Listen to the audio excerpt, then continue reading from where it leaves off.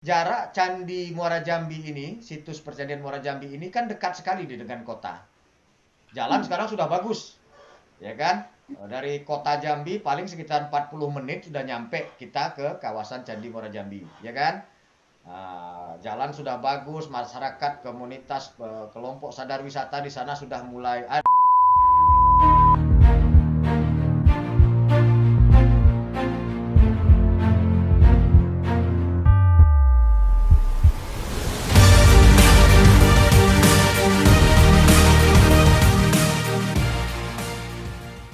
Halo teman-teman, sahabat Gontai semuanya, selamat malam. Saya doakan teman-teman semua, sahabat Gontai semua tetap sehat, tetap semangat menjalankan aktivitas positif untuk Indonesia. Orang biasa untuk Indonesia. Salam Gontai. Nah, malam ini kebetulan saya diminta oleh teman-teman saya, adik-adik binaan saya yang sedang menjalani seleksi pemilihan Putri Pariwisata Indonesia tahun 2020. Kami akan mengadakan Zoom meeting, mungkin sekalian saya sedikit memberikan pembekalan untuk adik-adik yang akan ikut menjadi peserta pemilihan Putri Pariwisata Indonesia di tahun 2020 ini. Ikuti Zoom meeting kami dan tongkrongi terus, jangan lupa di subscribe, di like, dan ditonton serta di share. Semoga informasi-informasi yang kami berikan di channel Real Gontai ini bermanfaat untuk kita semua dan untuk Indonesia. Ayo. Assalamualaikum. Waalaikumsalam. Hai, apa kabar nih semuanya, sehat? Alhamdulillah sehat. Lagi ini sudah sholat maghrib ya? Alhamdulillah ya. Ini saya dengan siapa nih? Mutia Ayu, Hamidah Sari, dan siapa nih? Nabila Erlendi. Sama Aulia. Sama Aulia juga ya. Jadi sekarang saya dapat informasi katanya Mutia dan Nabila sedang mengikuti ajang seleksi pemilihan Putri Pariwisata Indonesia tahun 2020. Iya Pak. Sudah sampai sejauh mana nih apanya yang diikuti? Kita audisi 1. Baru hari Rabu nanti audisi 1. Audisi 1 kemarin melalui virtual juga? Belum, hari Rabu Pak audisinya yang Putri Pariwisata. Rabu besok? Iya, Rabu besok. Pakai virtual juga? Iya. Oh ya, mudah-mudahan ya, semangat, terus yakin, kemudian terus meningkatkan pengetahuan, kompetensi, karena keyakinan itu setengah daripada keberhasilan. Nah, gitu. Kira-kira apa nih yang perlu kita bahas, yang perlu saya sampaikan sedikit ya, kita berbagilah ya, bukan mengajari tapi kita berbagi bagaimana trik-trik harus disiapkan oleh Nabila dengan Mutia Ayu dalam rangka mengikuti ajang pemilihan ini. Nanti saya lebih suka ditanyain nanti Nabila, Mutia nanyain aja. Nanti kalau kita tidak tahu tanyanya kita buka buku ya. Pak. Ya. Pak, pembagiannya Pak. Ya, bergantian. Bagian grup. Nah, di bagian Nabila nih, Nabila yang pertama, tapi itu temanya itu tentang destinasi. Temanya tentang destinasi. Kalau Mutia? Kalau kami Mutia kelompok 3. Dia dapat temanya tuh sustainable. Sustainable, Pak. Oh, sustainable, sorry. Ya, Sustainable. berkelanjutan. Ini Mutia ya. Ya. Kalau tadi Nabila tentang destinasi wisata. Ya. Nanti kita bicaranya ini maksudnya bicara tentang destinasi wisata di daerah kita atau kita bicaranya skop secara nasional? Karena ini kan pemilihan Daerah kita Pak. tentang daerah kita ya. Ya. Terus yang kalau Nabila punya rencana sepengetahuan Nabila tentang destinasi pariwisata itu di mana titik yang kurangnya menurut Nabila? Destinasi wisata yang wisata Gentala Pak. wisata religi. Wisata religi. Terus? Tapi kalau saya Bisa. jelaskan sedikit bisa kan? Bisa, Pak. Jadi begini, saya jelaskan satu-satu ya. Nanti saya jelaskan dulu tentang destinasi wisata di Provinsi Jambi. Kemudian saya akan lanjut ke Mutia, dia bicara tentang sustainable, ya. Jadi begini, nanti kalau misalnya ada yang perlu ditanyakan, langsung saja nanti ditanyakan, nggak masalah, atau kita diskusi. Jadi Nabila, kita bicara tentang destinasi wisata ini, kita harus bicaranya secara komprehensif kalau di Jambi. Kita tidak bisa bicara tentang sebuah destinasi wisata itu sepotong-sepotong, ya kan? Karena tiap daerah itu pasti berbeda apa namanya, berbeda destinasinya, berbeda masyarakatnya, berbeda letaknya, semuanya berbeda. Ketinggian daerahnya, peluang potensi daerahnya juga semuanya pasti berbeda. Nah, dari kita kan kaya nih, dari Sabang sampai Merauke, dari Sangir sampai Pulau Rote. Itulah Indonesia. Nanti saya juga berharap sebelum saya masuk ke dalam destinasi pariwisata di Jambi, saya juga berharap nanti Nabila maupun Mutia ini kemampuan tentang atau pengetahuan wawasan tentang destinasi wisata Indonesia itu juga harus tahu. Ya, kita tidak perlu tahu sampai ke apa namanya yang kecil-kecil, tapi kulit-kulit luarnya kita tahu, maksudnya kita tahu, tujuannya kita tahu. Nah, masuk ke Jambi. Jambi ini kan kalau saya menyampaikannya, ini Jambi ini adalah pesona di jantung Sumatera. Kenapa? Karena Jambi ini letaknya kalau kita lihat peta itu berada di tengah-tengah Pulau Sumatera. Nah, kalau kami di dalam BPPD, Kepengurusan Badan Promosi Pariwisata Daerah Jambi, kebetulan saya juga sebagai badan pelaksana di sana dengan teman-teman. Saya dulu sama Pak Oo mengatakan Jambi ini Gurila Monika. Ya, orang seperti lucu. Tapi kalau kita singkat, gunung, rimba, laut, montok, manis dan cantik. Artinya apa? Jambi itu punya di daerah barat itu punya Gunung Kerinci. Gunung Kerinci ini adalah gunung api aktif tertinggi di Indonesia. Kalau gunung tertingginya kan ada di Puncak Jaya, tapi Gunung Kerinci ini gunung aktif. Tingginya 3.805 meter dari permukaan laut. Berapa tingginya Nabila? 3.805 dari permukaan laut. Jadi 3805 mdpl ya. Ingat. Nah, jadi tadi jangan sampai lupa. Nah, itu Gunung Kerinci. Itu ada di baratnya Provinsi Jambi. Nah, jadi Jambi membentang dari barat sampai ke timur. Nah, di timur itu merupakan daerah pesisir atau daerah laut yang merupakan, kalau boleh saya sampaikan atau saya bilang, itu merupakan segitiga emas. Nah, itu ada Pak Ilham. Malam Pak Ilham. Selamat malam. Goe. Beli sepeda baru Pak Ilham ya. Oke, lanjut. Jadi begini. Jadi di daerah pesisir itu daerah laut. Kalau saya nyampaikannya ini segitiga emas. Karena apa? Daerah pesisir Jambi itu ada Kabupaten Tanjung Jabung Timur dan Tanjung Jabung Barat, itu menghadap langsung ke Laut Cina Selatan, menghadap langsung ke Singapura. Nah, itu bicara Jambi di barat dengan Gunung Kerinci dan di timur dengan daerah pesisirnya. Nah, Jambi tadi, Kerinci sendiri adalah sebuah destinasi wisata. Banyak objek-objek wisata di Kerinci.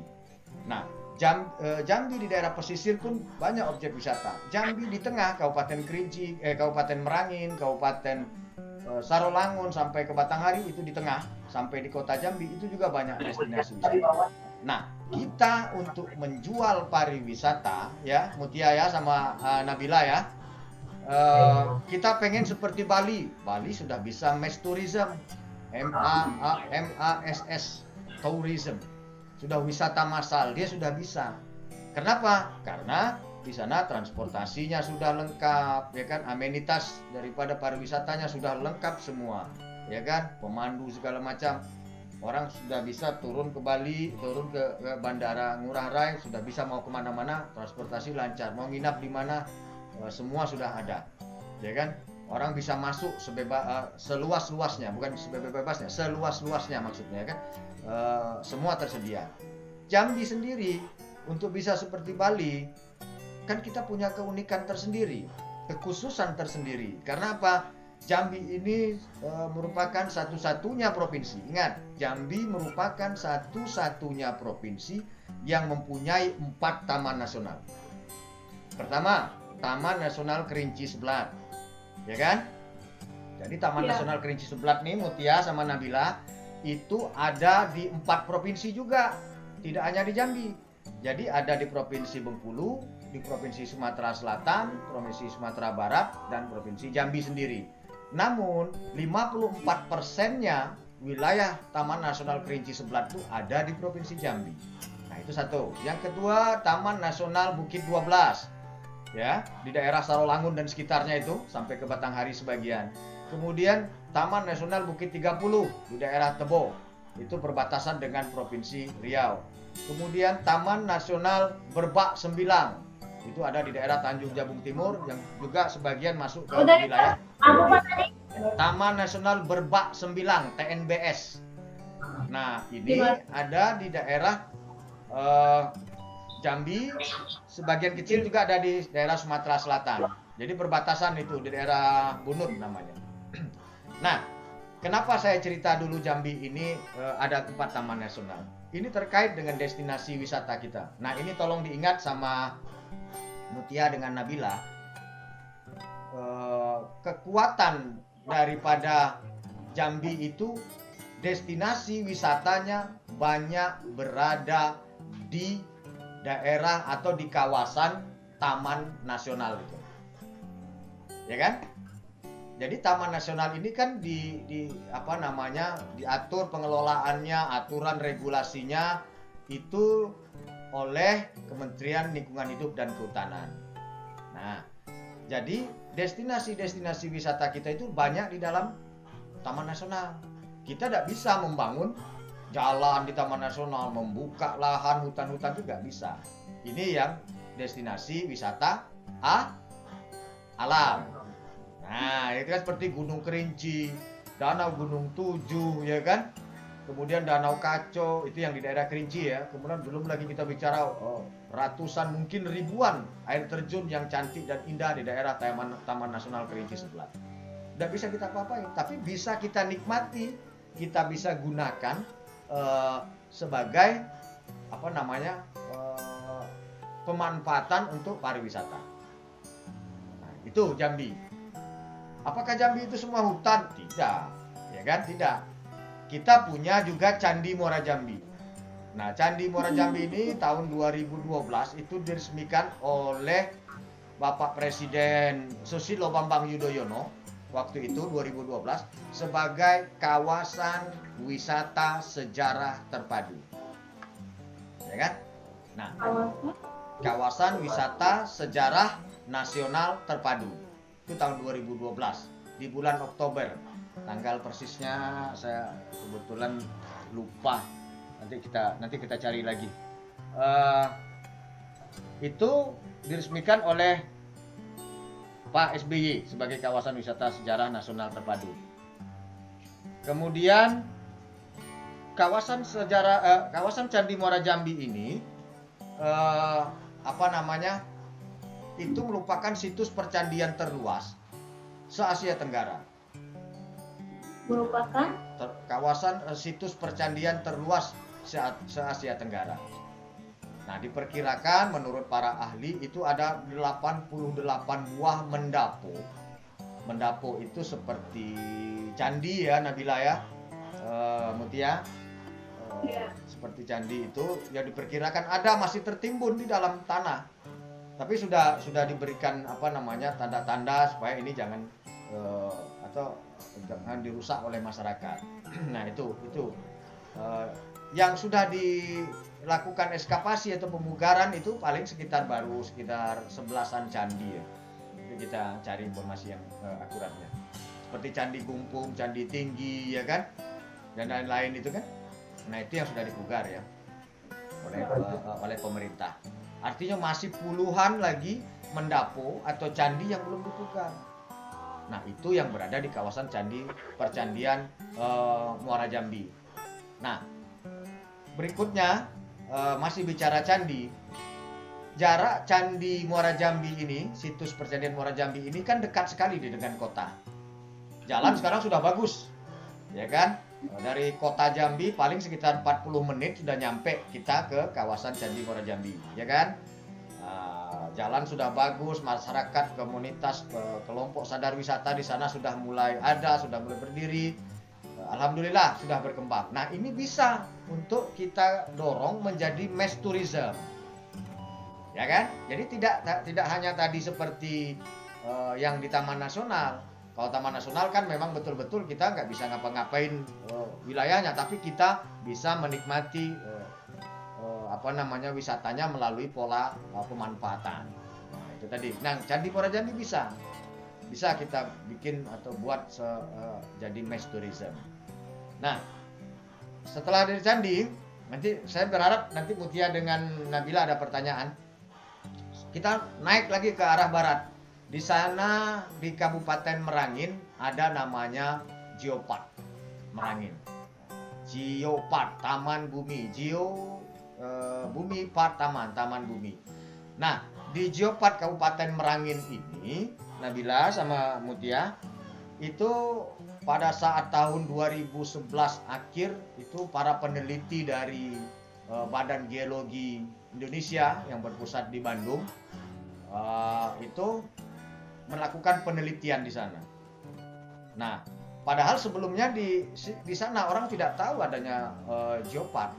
Taunya bahwa di Sungai Batang Masumai itu dulu merupakan lokasi atau tempat dilakukannya penyelenggaraan kejuaraan nasional rafting atau arung jeram. Nah, di akhir-akhir 2011 menjelang sampai ke 2012 ditemukanlah atau disimpulkan oleh para peneliti dari Badan Geologi tadi bahwa Geopark Merangin ini di daerah Sungai Batang Merangin itu ditemukan geopark atau fosil ya.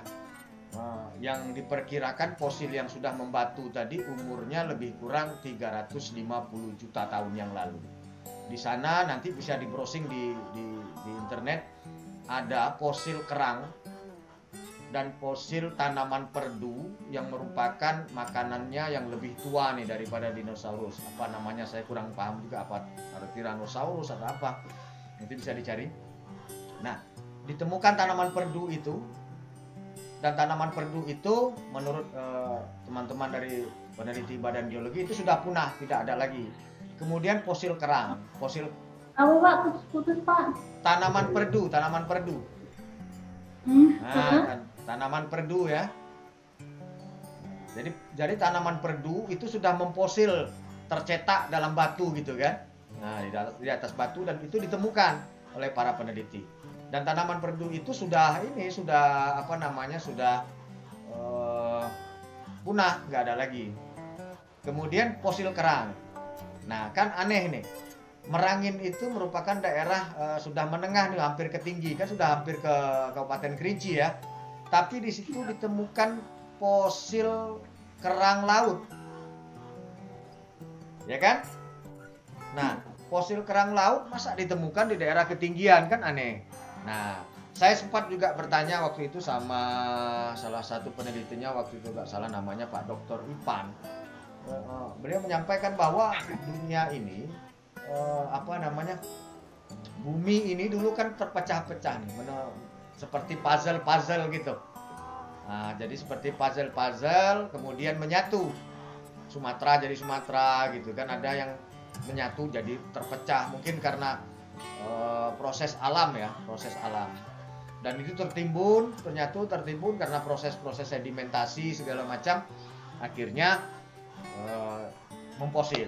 Nah, itu geopark. Nah, Geopark Merangin ini sudah menjadi bagian dari Geopark Nasional dan sedang dalam pengusulan ke UNESCO, salah satu badan urusan PBB yang menangani masalah pariwisata juga, masalah geologi, masalah bumi ya. Itu sudah diusulkan ke UNESCO untuk menjadi GGN. Apa itu GGN? GGN itu adalah Global Geopark Network. Global Geopark Network. Itu GGN. Kemudian sudah pernah dievaluasi oleh tim dari UNESCO di tahun 2014 atau 15, nanti saya coba cek lagi. Ya, ada 5 hasil evaluasi yang harus dievaluasi, dan ini dilakukan oleh pemerintah. Nah, jadi Mutia dan Nabila, kalau kita bicara destinasi, kemudian kita bicara bentuk wisata, itu kan wisata alam. Kemudian juga ada wisata buatan. Di Jambi kan sudah banyak nih wisata-wisata buatan, wisata-wisata industri-industri kuliner dan kreatif yang merupakan juga jasa pendorong atau penggerak atau trigger daripada tumbuhnya industri pariwisata. Jadi kalau kita bicara pariwisata, Mutia dengan Nabila, kita harus sudah bicara pariwisata adalah sebuah industri. Ya kan? Kalau kita bicara pariwisata hanya lempeng tanpa kita bicara bahwa pariwisata itu adalah sebuah industri, kita sulit akan maju. Ya kan? Karena sektor pariwisata ini agak unik. Untuk mengurusi sektor pariwisata ini juga kita butuh orang-orang yang TIS-nya adalah TIS pariwisata. Nah, seperti itu, ya kan? Pak, bisa dipahami ya Nabila ya dengan Mutia ya. Nah, terima kasih. Terus ini saya juga berpesan nih sama Mutia dan Nabila. Saya tidak akan bicara yang berat-berat. Karena begini, kalau kita bicara yang berat-berat, tapi nanti akhirnya kan blank juga. Saya hanya berpesan sama Mutia dengan Nabila dalam mengikuti proses rangkai kegiatan pemilihan Ajang Putri Pariwisata Indonesia 2020 ini bisa dipahami. Bisa dipahami dengan kondisi kita sekarang ini. Kondisi kita ini kan lagi pandemi, ya kan? Pandemi Covid. Nah, ini saya masuk ke sini. Jadi orang berwisata sekarang kan dibatasi. Bukan pemerintah membatasi gerak, tidak, supaya ini nanti pandemi ini wabahnya tidak kemana-mana dan bisa dikontrol. Kalau kita memang industri pariwisata kemarin sempat stuck betul selama 1 bulan, orang nggak bisa kemana-mana, tempat objek destinasi wisata ditutup semua, sehingga kesian kan, kesian juga para pengelola dan terutama pedagang-pedagang kecil, para industri kreatif yang ada di sekitaran lokasi wisata. Tapi perlu diingat, dalam kita menjalankan kegiatan wisata kita harus tetap mematuhi protokol kesehatan. Betul. Nah, ini ingat kuncinya. Karena apa saya nyampaikan seperti ini? Karena pemilihan ajang Putri Pariwisata 2020 ini kan agak unik. Kita Nabila dengan Mutia mengikuti kegiatan ini pada masa-masa pandemi corona. Tapi ini jadi sebuah hal yang akan membuat kesan juga nanti bagi Mutia dengan Nabila. Nanti pada masa kedepannya, wah saya dulu pernah ikut Putri Pariwisata pada masa pandemi corona. Wah, jadi melalui virtual kami ditesnya, tapi tidak mengurangi daripada kualitas yang akan dihasilkan. Mengikuti kegiatan pemilihan putri ini jangan sampai membuat kita boleh nih, kita harus menang, kita harus ikut nih, kita pengen jadi juara, betul. Tapi juara sesungguhnya adalah apabila kita bisa menerapkan prinsip-prinsip daripada seorang putri itu sendiri. Kan saya yakin Nabila dengan Mutia ini sudah pasti banyak mengikuti ajang-ajang pemilihan ya di Jambi ya khususnya ya. Nah, saya yakin karena saya sudah beberapa kali juga memberikan pembekalan, karena saya yakin nih Nabila dengan Mutia dapat melewatinya. Kemudian untuk sustainable, sedikit lagi untuk masalah sustainable. Sustainable ini artinya berkelanjutan, ya kan? Kalau kita bicara tentang pariwisata itu tourism sustainable, pariwisata yang berkelanjutan. Nah, sebelum saya sampai ke situ, saya pengen nanya nih sama Mutia dengan Nabila. Mutia, kalau kita berwisata ke tempat ke tempat sebuah destinasi wisata, apa yang Mutia kira-kira lihat kemudian wah kok seperti ini ya, kira-kira hal-hal apa yang terjadi di tempat destinasi wisata itu. Coba menurut Mutia gimana? Jadi begini nih, kita kan bicara tentang sustainable tourism, pariwisata yang berkelanjutan gitu kan. Nah, menurut pandangan saya nih, saya akan bicaranya mengaitkannya dengan sebuah destinasi pariwisata saja, supaya agak kita perkecil skopnya, supaya Mutia dengan Nabila nanti bisa memahami nih dari satu sisi saja dulu, ya, bahwa seperti ini misalnya. Kita ke tempat pariwisata itu kan tidak ingin tempat pariwisata itu begitu orang ramai datang, kemudian dia orang sebebas-bebasnya di situ, kemudian tempat wisatanya rusak, tempat wisatanya hancur. Apakah seperti itu? Kan tidak kan? Tapi kan masih kita temui nih, kadang di tempat wisata ada tulisan-tulisan, coretan-coretan, atau tempat wisatanya kotor dan segala macam, masih nggak ada ditemuin? Masih. Nah, sekarang menurut Mutia gimana tuh? Menurut pendapat Mutia tentang hal yang seperti itu?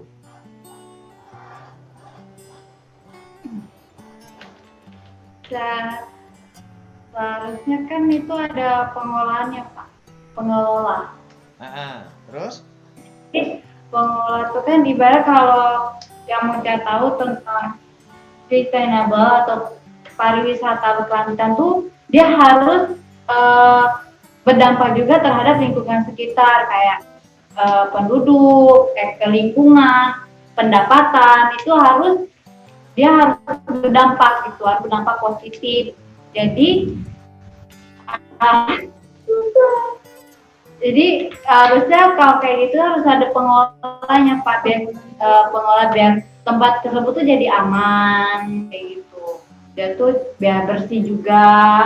Dan juga kan itu kalau suatu destinasi tuh pasti masyarakat sekitar mencari pendapatannya juga dari situ, kayak buka tempat makan, jualan atau apa.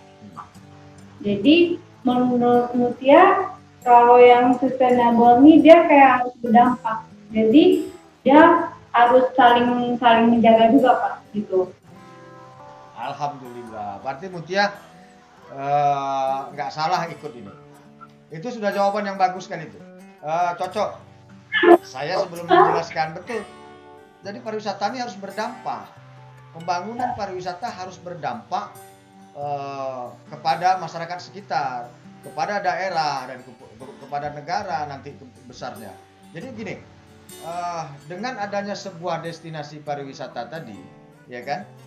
Kalau dikelola dengan baik, ya kan, diatur dengan baik, ada regulasi di situ, nanti pasti akan berdampak terhadap peningkatan ekonomi masyarakat. Ini yang dimaksud dengan pariwisata itu multiplier efeknya itu luar biasa. Dengan adanya aktivitas sebuah destinasi itu terbuka, berjalan, itu orang akan jualan, ya kan? Orang akan bisa memberikan atraksi, mungkin sanggar-sanggar bisa ikut nanti tampilan, ya kan? Jadi ada mendapatkan hasil dari adanya aktivitas pariwisata. Nah, dikaitkan dengan sustainable tadi, ini kan perlu berlanjut, ya kan? Artinya lingkungannya harus bersih, harus kita jaga lingkungannya. Ya mungkin lingkungannya kotor, kemudian masyarakatnya tidak ramah, ya kan? Bagaimana mau berlanjut kalau yang seperti itu kan? Nah, ini artinya nanti saya berharap juga nih, kalau Nabila nanti atau Mutia nanti terpilih ataupun masuk 10 besar, nanti sudah harus jadi agen, terutama terhadap perubahan nilai-nilai, cara pandang pariwisata, bagaimana orang ikut serta membangun dan berpartisipasi di Jambi khususnya, ya kan? Amin, amin. Diaminkan dong. Nah, Amin. Ya, alhamdulillah. Amin. Nah, jadi begini, itu tadi saya bicara tentang destinasi wisata dengan sustainable tourism.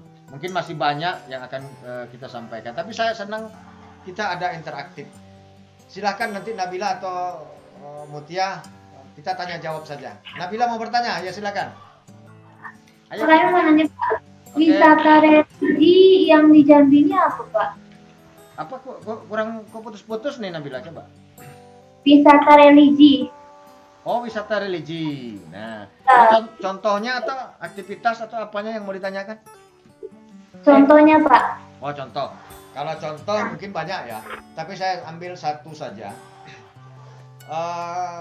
Nabila pernah dengar cerita 4 orang kayu hitam, orang kayu pinggai, ya. Ya. Orang kayu datar. Nah, kita bicara di Tanjung Jabung Timur itu ada makam orang kayu hitam.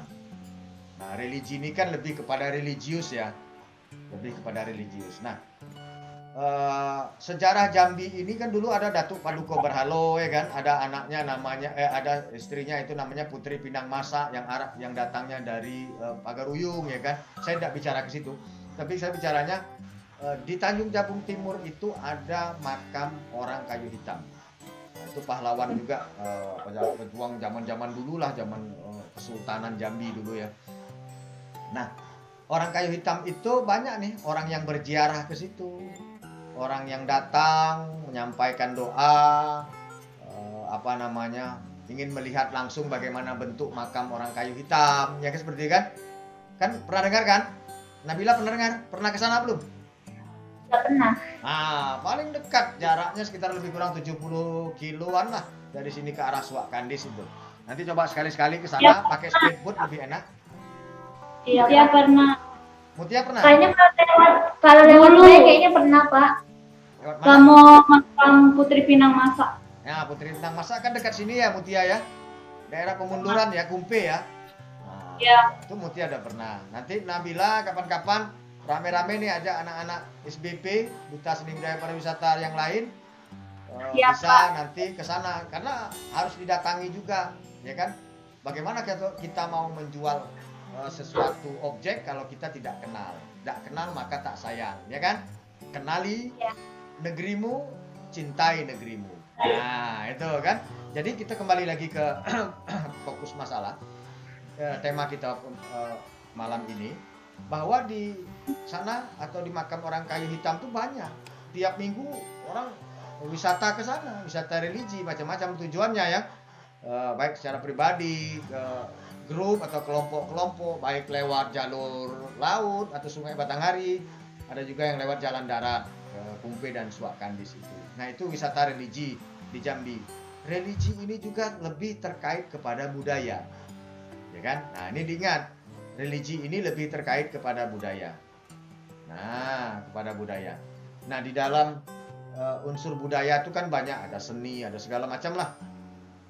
Nah, budaya, orang datang melihat sebuah peninggalan tua, rumah-rumah tua yang dulu mungkin ada, seperti di Rantau Panjang itu, di daerah Kabupaten Merangin, Kecamatan Tabir, itu ada rumah tua, rumah adat tua, rumah adat panjang ya namanya. Saya sudah berapa kali ke sana dan itu bagus sekali, umurnya sudah hampir 800 tahun pokoknya, 700 berapa tahun itu rumahnya di situ. Dan masih dipertahankan sampai sekarang posisinya. Dan di situ ada kegiatan-kegiatan keagamaan juga yang bisa kita saksikan, yang bisa kita lihat, yang bisa dipola, diramu menjadi sebuah atraksi. Nah, itu wisata religi juga. Nah, kemudian makam pahlawan Jambi siapa? Yang jadi nama bandara kita? Sultan Taha Saifuddin itu Pak. Nah, Sultan Taha Saifuddin itu makamnya ada di Kabupaten Tebo.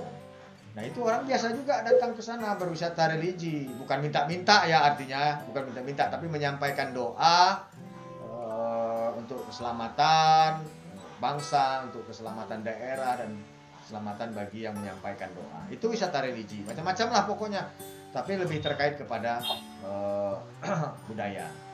Nah, untuk Mutia kira-kira apa lagi pertanyaannya? Kalau di Jambi, kawasan wisata yang sudah sustainable itu di mana, Pak? Candi termasuk enggak, Pak? Candi Muara Jambi sudah termasuk. Karena apa? Di Candi Muara Jambi itu sudah ada pergerakan penataan dan pemanfaatan daripada candi itu sendiri. Masyarakat di sekitar candi itu sudah banyak nih kelompok-kelompok sadar wisata, kelompok-kelompok komunitas yang bergerak untuk mendukung hidupnya atau tumbuhnya industri jasa usaha pariwisata. Seperti di sana sudah ada guide, di sana sudah ada orang yang menjual cenderamata, di sana sudah ada yang bergerak menyediakan transportasi seperti becak motor, seperti sewa sepeda, kemudian atraksi seni yang ditampilkan kalau nanti ada pesanan dari yang datang ke Jambi. Itu sudah bisa. Kemudian masyarakat juga sudah menjaga lingkungan di daerah Candi Muara Jambi, sudah menjaga lingkungan di sana supaya tidak merusak daripada situs-situs yang ada di daerah Jambi, di daerah Candi Muara Jambi maksudnya. Dan ini sudah bisa dijadikan sebagai sustainable tourism di Jambi. Cuma memang harus kita tingkatkan terus kapasitasnya, harus kita tingkatkan terus kepada kawan-kawan. Saya yakin ini pemerintah pasti mendorong, kawan-kawan kelompok juga pasti ingin berbuat karena mereka sudah dapatkan hasil. Alhamdulillah, walaupun belum maksimal, tapi teman-teman di sana, kelompok-kelompok di sana sudah ada yang mendapatkan hasil dan bekerja dari sisi sektor pariwisata. Itu manfaatnya. Jadi sustainable, berkelanjutan saja, tidak hanya candi saja, tapi masyarakat juga bisa bergerak dari sisi pemanfaatan pola dan sekitar candi. Iya, apalagi nih? Kalau Taman Nasional Kerinci Seberang sudah termasuk nggak Pak? Kenapa? Halo? Taman Nasional Kerinci Seberang termasuk nggak Pak? Oh iya, pasti dong. Sudah kan? Ya, sudah, pasti dong. Tapi kita kan harus komunikasi dan koordinasi dengan pengelola. Pengelola daripada Taman Nasional itu kan Kementerian Lingkungan Hidup dan Kehutanan. Dan untuk TNKS sendiri ada namanya Balai Besar Taman Nasional Kerinci Sebelat. Jadi beliau-beliau yang ada di BPNTKS itu yang melakukan pemantauan, pengelolaan dan program-program apa yang ada di TNKS atau di taman-taman nasional yang 3 lainnya. Ayo, apalagi Nabila? Pak, Ya. itu Pak, kalau misalkan nggak ditanya Pak, wisata religi itu apa sih? Halo? Apa? Halo, putus-putus nih kok kurang kedengaran. Wisata religi ya, maksudnya ya? Jadi gini. Maksudnya apa? Religi itu Nabila tahu dengan kata religius. Religius itu lebih kepada keagamaan, lebih kepada hal-hal sakral ya, hal-hal sakral yang kalau kita pergi atau menikmati atau datang ke sebuah destinasi religi tadi, kita harus juga ikuti aturan-aturan yang sifatnya mungkin agak seperti sakral gitu, Nabila, ya kan? Tidak kita bisa seperti kayak ke tempat wisata biasa seperti itu kan? Misal kita mau ke makam Putri Pinang Masa, di sana kita harus ikuti aturan-aturan yang berlaku di sana, ya kan? Tidak bisa misalnya harus pakai celana pendek, sembarang harus pakai selendang atau pakai jilbab misalnya kan, ya seperti itu. Jadi sifatnya harus religius, sakral dan lebih kepada sifatnya kepada moral ya. Jadi agamis ya gitu ya, kayak sesuai kepercayaan lah. Nah, jadi kepercayaan itu juga merupakan bisa dijual, tapi dijual dalam arti yang positif. Nah itu tadi.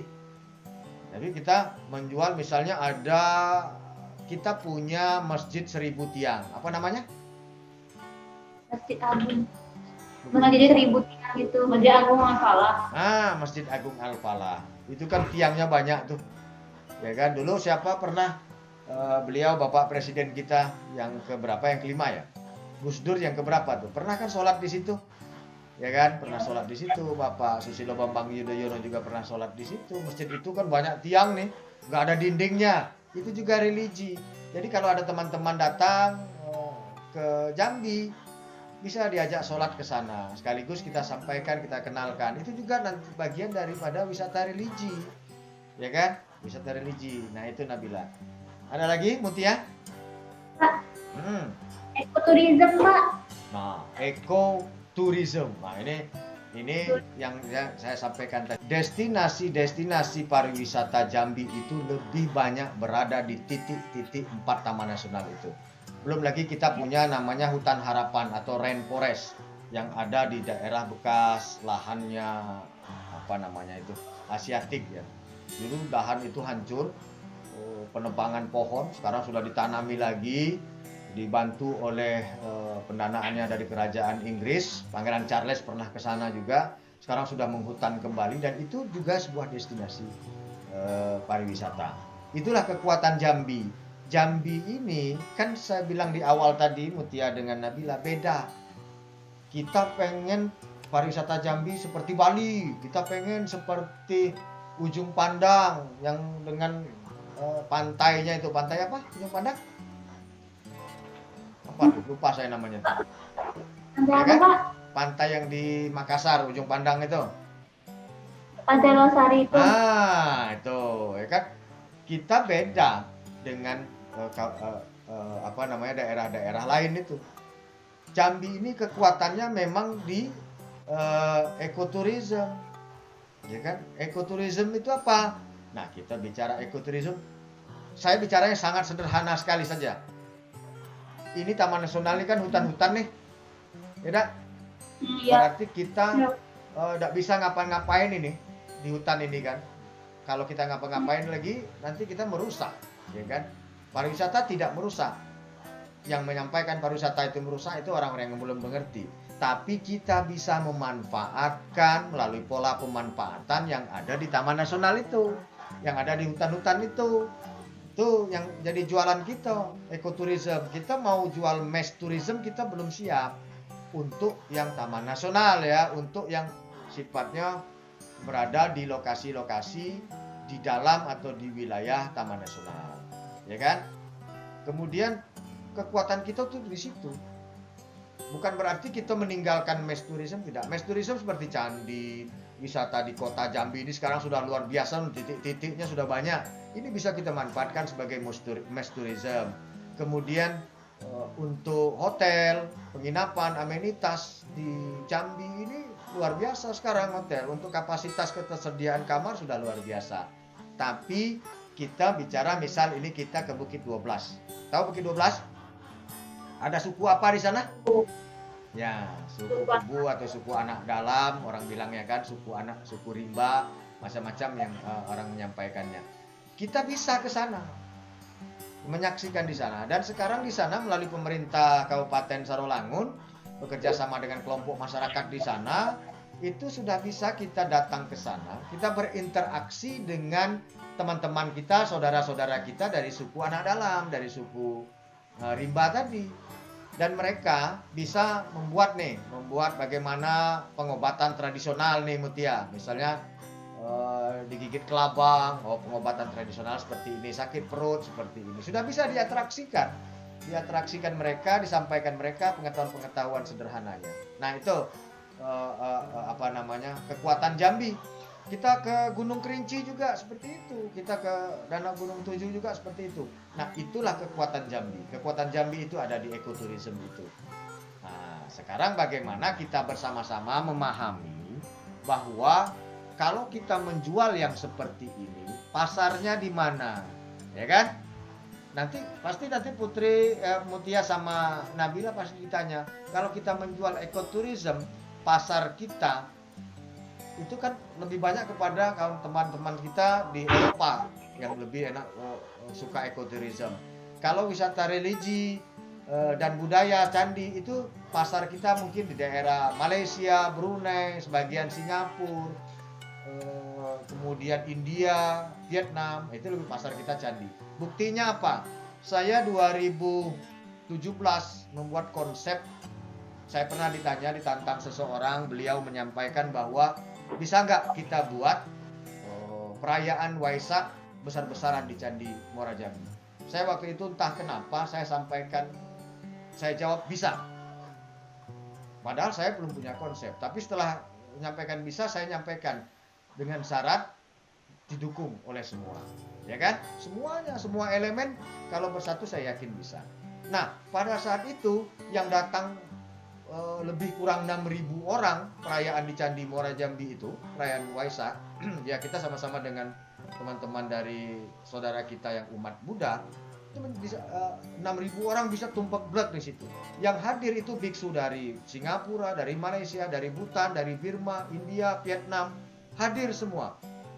Nah, kemudian saya tambahkan konsep dalam storyline, dari storyline alur cerita sebuah festival Candi Muara Jambi, perayaan Waisak, perayaan Waisak. Pada saat itu saya tambahkan ada pengambilan air suci di Gunung Tujuh, Kabupaten Kerinci, itu mewakili daerah barat, Provinsi Jambi, dan pengambilan api abadinya di daerah timur, daerah Kabupaten Muara Jambi. Nanti air dan api ini disatukan di pusat komplek percandian Muara Jambi. Itu saya yang konsep waktu itu.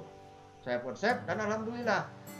Yang serunya Nabila sama Mutia, itu biksu dari Bhutan, dari Burma, dan dari Malaysia, serta beberapa dari Jawa Tengah, itu hadir langsung untuk naik Gunung Tujuh, danau Gunung Tujuh, sebagai danau tertinggi, air tawar tertinggi di Asia Tenggara, mengambil air suci dari prosesi untuk dibawa ke Candi Muara Jambi. Nah ini kan luar biasa, artinya Jambi, yang seperti ini kan ekoturism yang kita dorong. Religinya perayaan Waisak tadi. Jadi saya waktu itu bicara mengonsep sebuah festival ini, bicaranya dari sisi atraksi, dari sisi keagamaannya itu teman-teman umat Buddha. Nah, Mutia pernah dengar kegiatan Kerinci mountain bike cross country? Pernah. Pernah kan? Nah, itu kan waktu itu berdasarkan dari ekoturism ini juga saya membuat mengonsep ini. Kenapa?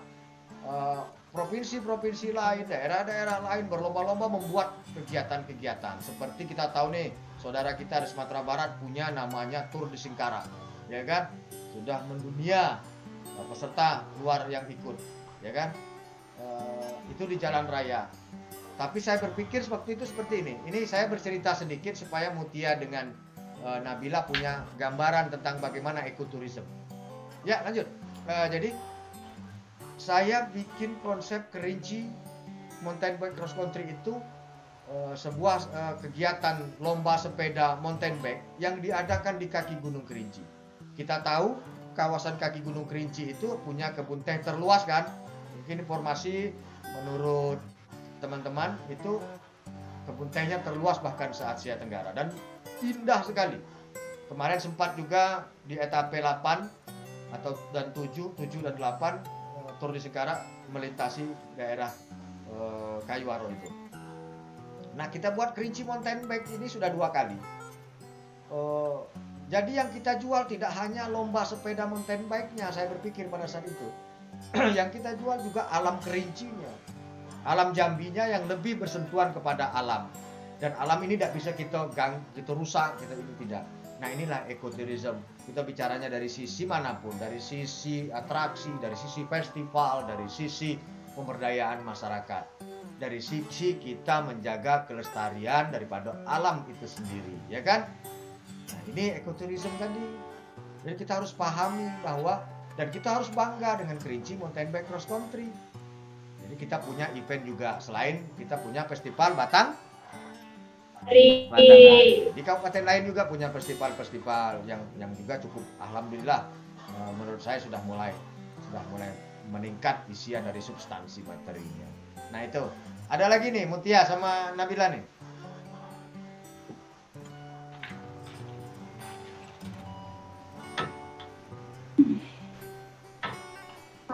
Ya, Nabila. Sport tourism. Hah? Sport tourism. Nah, sport tourism saya sudah sampaikan tadi sebenarnya keduluan sebelum ditanya Nabila, saya sudah jelaskan. Tadi Kerinci mountain bike cross country, kemudian ada kegiatan arung jeram, ya kan? International rafting di Merangin, itu juga sport tourism. Kemudian ada lomba perahu yang di dalamnya pelaksanaannya sendiri itu kita laksanakan di lokasi-lokasi atau bersentuhan di destinasi-destinasi pariwisata untuk mendorong peningkatan angka kunjungan pariwisata. Ada lagi?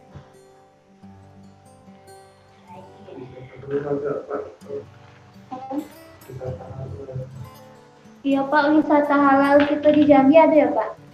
Nah, wisata halal ini kan lebih banyak ke kita punya PHRI namanya, Perhimpunan Hotel Restoran Indonesia, ya kan? Di sana tergabunglah hotel-hotel dan restoran-restoran yang ada di Provinsi Jambi. Jadi bagian dari keanggotaan PHRI tadi. Nah, makanan-makanan yang dijual di restoran itu kan harus dipastikan halal, ya kan? Harus dipastikan halal. Tapi kan belum ada, mohon maaf, maksudnya ada yang restoran belum mempunyai sertifikat halal makanannya atau apanya kan? Saya mungkin belum begitu mendalami juga. Nanti coba saya tanya sama teman-teman di pengurus PRI karena saya pernah jadi pengurus PRI di periode sebelumnya. Karena di periode sekarang ini mungkin ada pendataan-pendataan baru. Nah, yang jelas untuk membuat sebuah sertifikasi makanan halal itu Mutia sama Nabila itu kan harus koordinasi nih. Tidak, yang mengeluarkannya kan dari MUI nih. MUI apa MUI?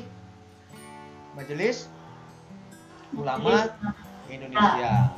Nah, juga koordinasi komunikasi dengan Kementerian Agama kantor wilayah Provinsi Jambi. Saya pernah dapat informasi sih Mutia dengan Nabila.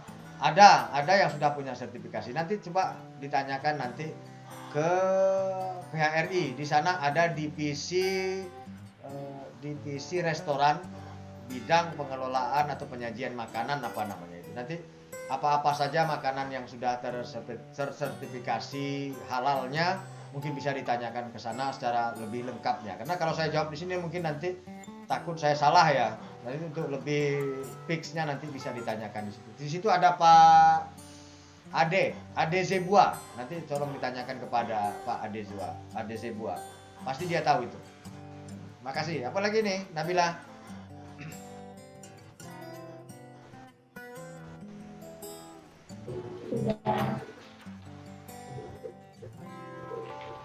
Yang sustainable cuman itu Pak ya. Jadi sebenarnya gini, Sama semua destinasi pariwisata itu kalau menurut kami Mutia itu harus sustainable.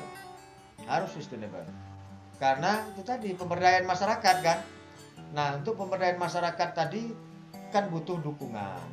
Ya kan, tidak hanya pemerintah mendorong, pemerintah membina, pemerintah membantu, tapi masyarakatnya sendiri kurang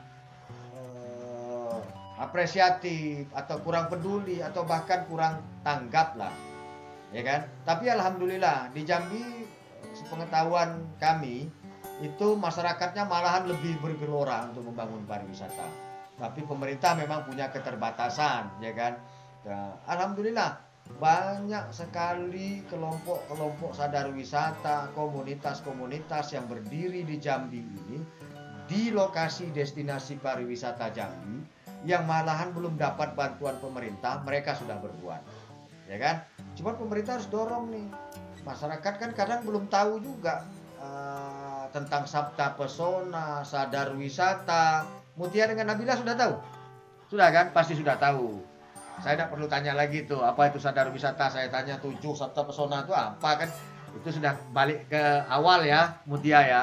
Saya yakin itu. Nah, tapi nanti, ini nanti gunanya Mutia sama Nabila ikut ini kan bisa jadi agen of change atau agen perubahan daripada pola pikir minimal daripada generasi muda teman-teman kita semua di Jambi khususnya di Indonesia pada umumnya, agar bagaimana kita menerapkan prinsip-prinsip sadar wisata dan Sabta Pesona tadi yang pasti ujung-ujungnya akan mendukung kepada namanya sustainable tourism. Ini saya bicaranya dari kacamata Nabila dan Mutia untuk ikut atau sebagai peserta di ajang pemilihan Putri Pariwisata 2020. Ya kan, bicaranya seperti itu. Kita tidak usah bicaranya terlalu teknis, nanti blank. Kalau kebanyakan Mutia dengan Nabila nanti, wah ini seperti ini ya. Jangan kaku. belajar yang lebih enak itu Mutia, Nabila, kalau kita mengerti, ya kan? Kalau kita mengerti, kadang orang bicaranya teoritis begini, tapi waktu implementasinya susah, ya kan? Makanya kita yang ringan-ringan saja, tapi begitu nanti Nabila ditanya, apa maksudnya Nabila sudah atau Mutia sudah tahu. Itu mungkin Mutia. Apalagi nih? Ini persiapan untuk mengikuti ajang nih sudah sejauh mana nih? Sudah belajar tentang apa namanya public speaking? Sudah. Nah, di public speakingnya ya, pesan saya nih public speakingnya terus ditingkatkan. Bagaimana attitude-nya tetap dijaga karena attitude itu nomor satu. Kemudian cara kita bergaul juga nanti waktu kalau misalnya nanti ada bisa ketemu tetap dengan protokol COVID misalnya protokol kesehatan maksud saya, kalau ada ketemu di antara peserta. Kemudian public speaking itu penting, wawasan penting, banyak baca buku, pengetahuannya ditingkatkan karena seorang putri pariwisata harus mencirikan seorang mempunyai passion pariwisata juga, passionable pariwisata juga, ya kan? Pasti kan gitu kan Mutia ya? Ini sudah dari pagi udah latihan ya, kelihatannya capek nih, pada ini. Tapi tetap jaga kesehatan, minum vitamin ya, ya. Ya, Pak. Nah, jangan sampai nanti pas ikut ngedrop malahan, ya kan? Terus tetap jaga jarak. Nah, apalagi nih yang mau ditanya nih? Sudah. Jadi nanti kalau misalnya masih ada yang kurang, tolong saja nanti Mutia sama Nabila nanti dicatat saja ya. Mungkin ada penjelasan saya yang kurang atau nanti Mutia misalnya atau Nabila mau nanya ini tadi sih tapi kok lupa. Ya seperti itu nanti tolong dicatat saja, nanti kirim saja ke WA saya. Nah, kirim saja nanti saya coba jawabnya. Ya kan? Nah, seperti itu.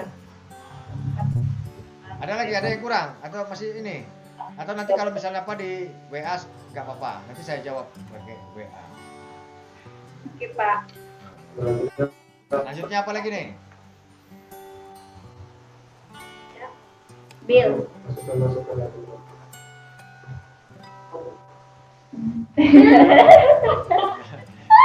Ya pokoknya jangan kaku, jangan takut, ya jangan apa namanya jadi beban. Jalankan saja secara santai. Kalau memang nanti kita berjuang dengan bagus, apa namanya berlomba dengan baik, saya yakin hasilnya juga akan baik. Kan seperti itu, Mutia ya.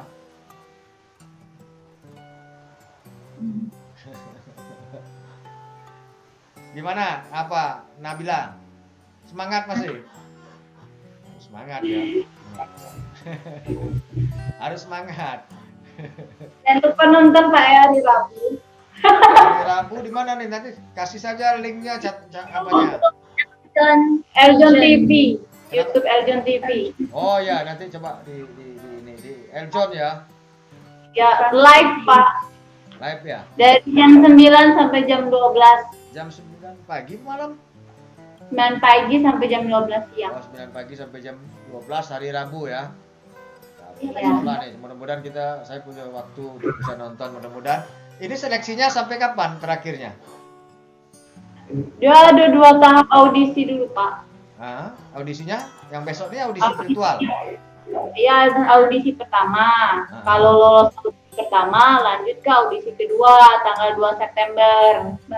Baru kalau lulus, baru ke karantina virtual. Karantina virtual. Ya.